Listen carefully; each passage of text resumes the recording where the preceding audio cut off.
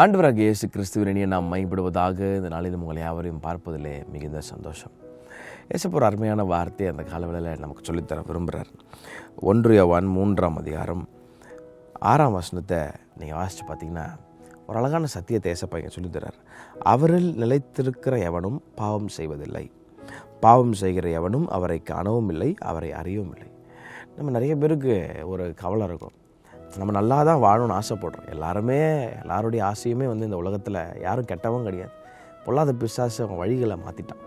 எல்லாருக்குள்ளேயும் ஒரு ஆசை, நான் பாவம் செய்யாமல் நிலைத்திருக்கணும், ஆண்டவருக்குள்ளே நல்லா வாழணும், நல்லா ஸ்டடியாக இருக்கணும் வாழ்க்கையில். நிறைய தடவை பாவம் மீண்டும் மீண்டும் மீண்டும் விழுறது எனக்கு நிறைய பேருக்கு பிடிக்கவே இல்லை. கண்டிப்பாக யாருக்குமே பிடிக்காது அப்படி இருக்கிறது. அப்போ எங்கே பிரச்சனை அப்படின்னு பார்த்தீங்கன்னா, இந்த ஒரு சரியான ஒரு ரெப்பெண்டன்ஸ் அங்கே இருக்க மாட்டேங்குது. ஒரு வாட்டி பாவம் செஞ்ச உடனே மனஸ்தாபப்பட்டு அழுகுறோம். ரெப்பெண்டன்ஸ்ன்ற வார்த்தைக்கு அர்த்தம் change of mind, renewing of mind. நீ சும்மா வாழ்க்கையில் ஐம் சாரின்னு சொல்கிறது மட்டும் இல்லை, உன் மைண்டு மாறணும். மறுபடியும் அந்த காரியத்தை நான் செய்ய மாட்டேன்றதை உன் மைண்டில் நீ அங்கே தீர்மானம் எடுக்கணும். தானியேல் தன் இருதயத்தில் தீர்மானம் எடுத்துக்கொண்டான் அப்படின்றது வசனம். அப்போது மறுபடியும் விழுறோன்னா பிரச்சனை அங்கே தான் இருக்குது. நம்ம கரெக்டான இடத்துல வேரூன்றி வளரலை, நம்ம நிலைத்தில்லை. பாருங்கள், வசனம்னு சொல்லுது, அவரில் நிலைத்திருக்கிற எவனும் பாவம் செய்வதில்லை. மறுபடியும் அவன் பாவம் செய்ய மாட்டான். ஏன்னா அவன் ரூட் எங்கே இருக்குன்னா ஏசப்பாக்குள்ள. அப்போ ரூட் அங்கே இல்லாதனால தான் மறுபடியும் விழுந்துகிட்டே இருக்கிறோம். அப்போது ஏசப்பா எனக்கு சொல்கிறாரு, அவரில் நிலைத்திருக்கிற எவனும் பாவம் செய்வதில்லை, பாவம் செய்கிற எவனும் அவரை காணவும் இல்லை, அவரை அறியவும் இல்லை. மறுபடியும் நான் விழுறேன், எனக்கு கஷ்டமாக இருக்குண்ணே, நான் நேர்த்தியாக வாழணும்னு நினைக்கிறேன். நம்ம சும்மா பாவம் செஞ்ச உடனே நம்ம அந்த கில்ட் இருக்கும், ஒரு ஐயோ இப்படி பண்ணிட்டோமேன்னு இருக்கும். அப்போ உடனே ஆண்டவர் சாரி ஆண்டவர், இனிமேல் நான் பண்ண மாட்டேன், அதோட முடிஞ்சிடக்கூடாது. அதுக்கு பேர் ரெப்பெண்டன்ஸே கிடையாது. மனம் திரும்புதல்ன்றது அது கிடையாது. மனம் திரும்புதல்ன்றது renewing of mind, change of act from what you are doing. ஒரு காரியத்தை பண்ணிகிட்டு இருக்கிறீங்க, அதிலிருந்து ஒரு சேஞ்ச் பண்ணி வேறு ட்ராக் போகிறீங்க, அதுதான் ரெப்பெண்டன்ஸ்.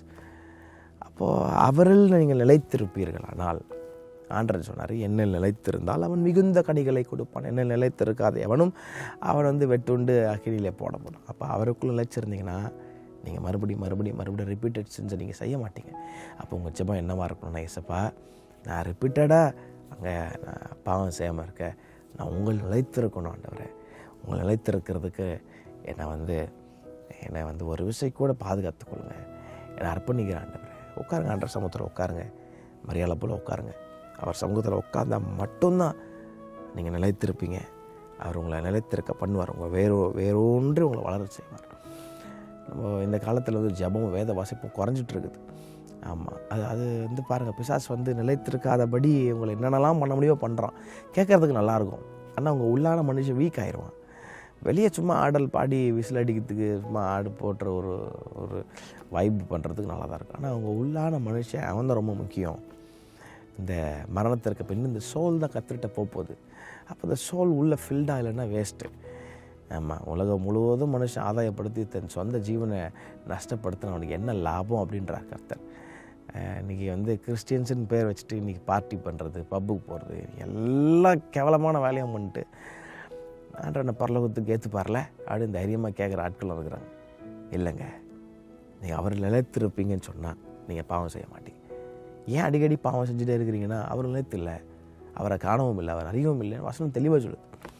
ஆகவே அர்ப்பணிங்க, ஏசப்பாத்தில் உட்காருங்க, நிலைத்திருக்க பிரயாசப்படுங்க. கர்த்தர் தாமே உங்களை அவரையும் ஆசீர்வதிப்பாராக.